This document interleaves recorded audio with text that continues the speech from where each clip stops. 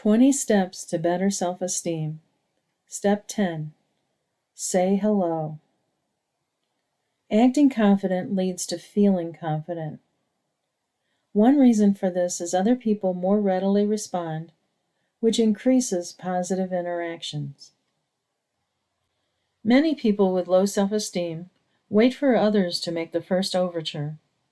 As discussed in the previous step, they don't want to risk rejection. However, other people don't always approach first for a variety of reasons that has nothing to do with you. Some of them may have low self-esteem as well, or social anxiety. Some of them may have poor social skills. Some of them may be distracted and not paying attention to what's around them. Therefore, waiting for others often leads to nothing. Instead, make it a habit to say hello to people. Frequently, when people with low self-esteem try this step, they report that others were non-responsive. Usually, the lack of response is because the other person didn't hear them or know they were being addressed. So be sure to speak up.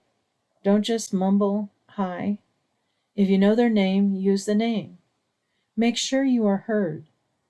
"Hello, Bob. How are you today?" Simply saying hello to others is likely to lead to more social interaction. When you have positive connections with others, you are more likely to feel good about yourself.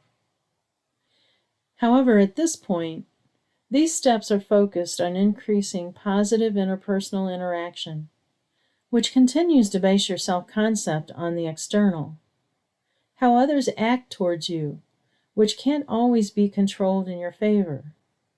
In later steps, we will focus on developing a more stable, internalized self-concept that doesn't depend upon others' reactions. Changing how you interact with others is a first step towards that.